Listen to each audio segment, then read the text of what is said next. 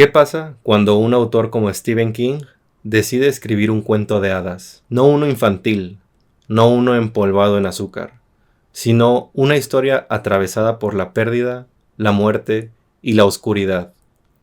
Cuento de hadas, publicado en 2022, empieza como una de las novelas más conmovedoras de King, pero termina en un lugar raro. Hoy exploraremos Cuento de hadas, una novela que comienza con una promesa que no se termina por cumplir. Un inicio prometedor, la promesa de una novela poderosa. Goku. Es que se escuchó como el presentador de Dragon Ball, ¿no? En este episodio. Goku, sálvanos. ¿No? Nunca.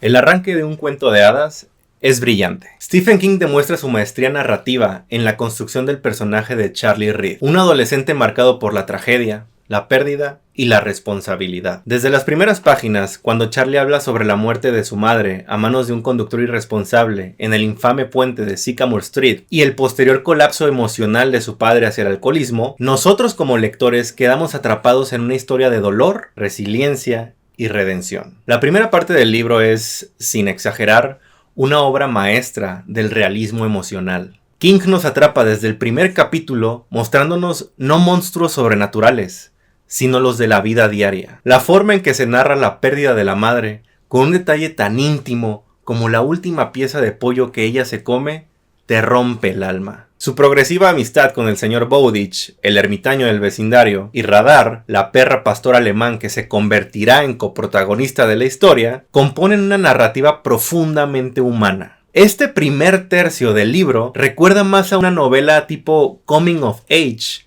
que a un cuento de hadas. Es aquí donde King está en su mejor momento, cuando narra las relaciones humanas, los silencios dolorosos y los pequeños actos de bondad que pueden sostener una vida rota. La voz narrativa de Charlie, escrita en primera persona, es verosímil, madura, pero no intelectual. Hay una autenticidad en su perspectiva que captura la voz de un joven que ha tenido que crecer demasiado rápido. Su fascinación por el mundo oculto detrás del cobertizo de Bowditch se siente ganada, no forzada, y la tensión del misterio se va construyendo con una precisión casi quirúrgica. Pero entonces, todo cambia. El descenso a Empis, cuando la fantasía se vuelve fórmula. Estaría cagado que no esté grabando nada.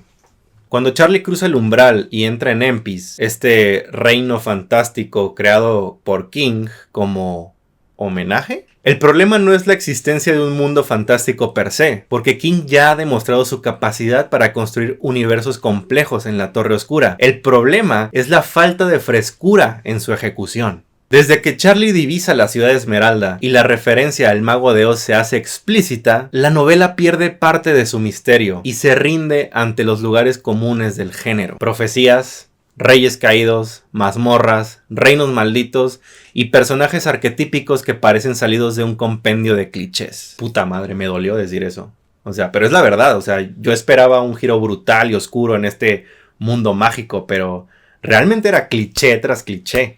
Aunque hay momentos rescatables, como el descenso de Charlie a las mazmorras, su participación en juegos macabros al estilo gladiador, o las descripciones de la plaga que aflige a los habitantes de Empis, lo que antes era una historia íntima, humana y emocional, se convierte en una aventura fantástica, bastante genérica. Hay una canción de Dragon Ball que va así... Oh, sí.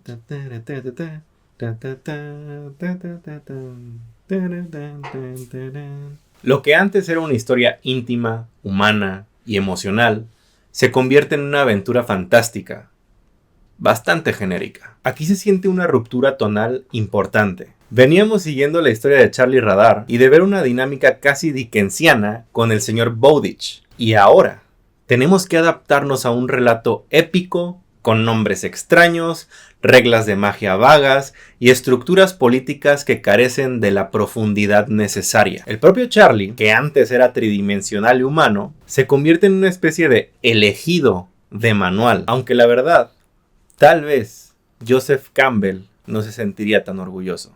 El ritmo. Un péndulo descompensado. Me mama los títulos que le puse a esa madre.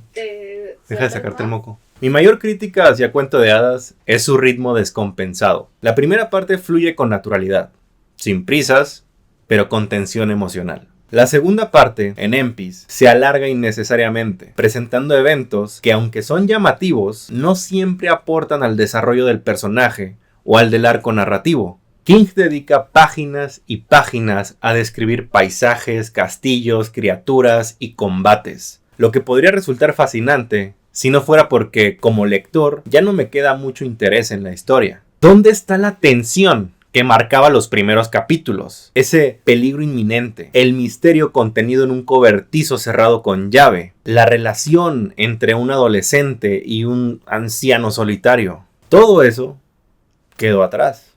Y con ello, gran parte del corazón del libro. Es como si King hubiera escrito dos novelas distintas, una sobre el dolor, la madurez y la redención en un pequeño pueblo de Illinois, y otra sobre una aventura fantástica con monstruos y reyes. Y aunque las dos historias están conectadas por Charlie, no terminan de unirse en una sola experiencia coherente. Luces en la oscuridad, momentos brillantes en medio del desgaste.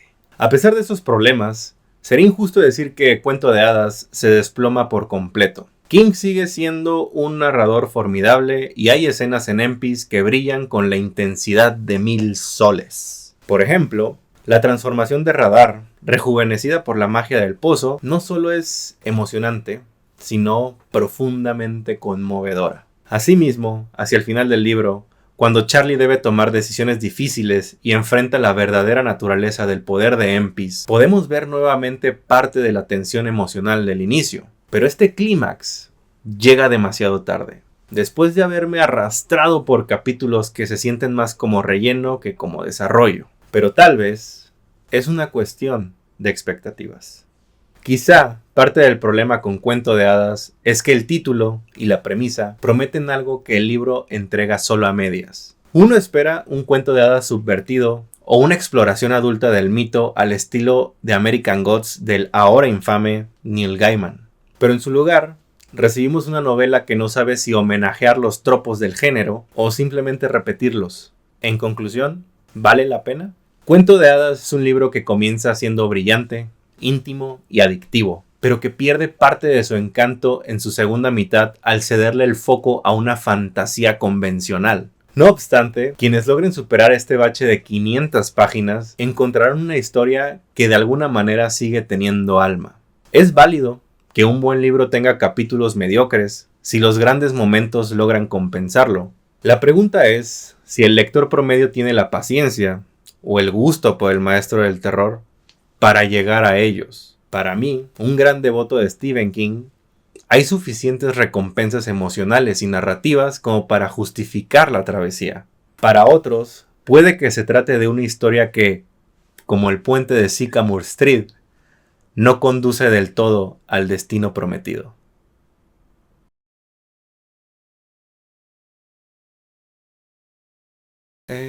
Terminamos.